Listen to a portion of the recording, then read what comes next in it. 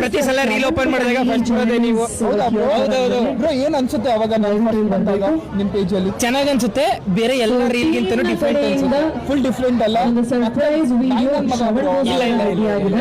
ನೀವು ಮನುಷ್ಯರು ತುಂಬಾ ಚೆನ್ನಾಗಿ ಕಂಟೆಂಟ್ ಮಾಡ್ತೀರಾ, ಒಳ್ಳೇದಾಗ್ಲಿ. ಮೊನ್ನೆಯಿಂದ ಒಂದು ರೀಲ್ ವೈರಲ್ ಆಗ್ತಿದೆ. ಅದು ಯಾವ್ದಪ್ಪ ಅಂದ್ರೆ, ಸುಭಾಷ್ ಬ್ರೋ ಇದ್ದು ಮಾತಾಡುವಾಗ ಒಂದು ವರ್ಡ್ ಯೂಸ್ ಮಾಡ್ತಾರೆ ಅಂತ. ಮಾತಾಡೋದು ತಪ್ಪು. ಸೋಷಿಯಲ್ ಮೀಡಿಯಾದಲ್ಲಿ ಮಾತಾಡೋ ಶೈಲಿಯಿಂದ ಅಷ್ಟು ಪ್ರಾಬ್ಲಮ್ ಚಿಕ್ಕ ಮಕ್ಕಳಿಗೆ ಡೌಟ್ ಆಗೋದು. ಸೊ ಗರ್ಲ್ಸ್ ಯಾವ ಥರ ಇವಾಗ ರೀಲ್ಸ್ ಮಾಡ್ತಾ ಇದ್ದಾರೆ ಅಂತ ಅನ್ನತ್ತು, ಎಲ್ಲರೂ ಅಲ್ಲ. ಸೊ ಅದು ಚಿಕ್ಕ ಮಕ್ಕಳ ಮೇಲೆ ಪರಿಣಾಮ ಬೀಳಲ್ಲ ಅಂದರೆ, ಸೊ ಈ ಮಾತು ಅಷ್ಟು ಪರಿಣಾಮ ಬೀಳಲ್ಲ ನನ್ನ ಪ್ರಕಾರ.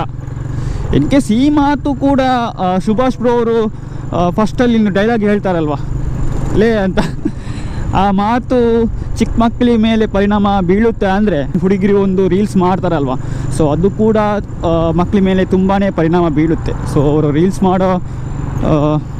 ಮಾಡುವಾಗ ಚಿಕ್ಕ ಮಕ್ಕಳು ನೋಡ್ತಾರಲ್ವ. ಸದ್ಯ ಮಟ್ಟಿಗೆ ನೋಡೋದಾದರೆ ಸೋಷಿಯಲ್ ಮೀಡಿಯಾ ಅಂದರೆ ಇನ್ಸ್ಟಾಗ್ರಾಮಲ್ಲಿ ಸೊ ವೈರಲ್ ಆಗೋ ಒಂದು ರೀಲ್ಸ್ ಅಂದರೆ ಸೊ ಹುಡುಗಿರಿದಾಗಿರುತ್ತೆ. ಆಲ್ಮೋಸ್ಟ್ ಒಂದು 70% ಹುಡುಗಿರಿದಾಗಿರುತ್ತೆ. ಸೊ ನಾನು ಹುಡುಗಿರ ಬಗ್ಗೆ ಬ್ಲೇಮ್ ಮಾಡ್ತಿಲ್ಲ, ಇವಾಗ ಆಗೋದು ಅದೇ ಅಲ್ವಾ. ಸೊ ಎಲ್ಲರ ಬಗ್ಗೆ ಹೇಳ್ತಾ ಇಲ್ಲ, ಸೊ ಕೆಲವೊಬ್ಬರು ಹುಡುಗಿರ ಬಗ್ಗೆ ಹೇಳ್ತಾ ಇರೋದು. ಅಷ್ಟು ಮಾತಾಡೋಕ್ಕೆ ಹೋಗಲ್ಲ, ಯಾಕಂದರೆ ಹೇಳಿದ್ರು ಎಲ್ಲಿಯೋ ಹೋಗುತ್ತೆ ಅಂತ ನಂಗೆ ಗೊತ್ತು. ಸೊ ಅದಕ್ಕಾಗಿ ಇಷ್ಟೇ ಮಾತಾಡೋಕ್ಕೆ ಇಷ್ಟಪಡ್ತೀನಿ. ಇನ್ ಕೇಸ್ ನಾನು ಮಾತಾಡೋದು ತಪ್ಪು ಅಂತ ಹೇಳಿದರೆ ಸೊ ಅದು ನಿಮಗೆ ಬಿಟ್ಟಿರೋವಂಥದ್ದು. ಅದೇ ವೇಷ ಹಾಕಿ ಟ್ರೆಂಡಿಂಗ್ ಆಗಬೇಕು ಅಂತ ಹೇಳಿದ್ರೆ, ವೈರಲ್ ಆಗಬೇಕು ಅಂತ ಹೇಳಿದರೆ ಸೊ ನಾನೇನು ತಪ್ಸೋಕ್ಕಾಗಲ್ಲ. ಅದನ್ನು ನೋಡುವವ್ರು ನೋಡ್ತಾರೆ, ಕಮೆಂಟ್ ಮಾಡೋರು ಕಮೆಂಟ್ ಮಾಡ್ತಾರೆ, ವೈರಲ್ ಆಗೋರು ವೈರಲ್ ಆಗ್ತಾರೆ.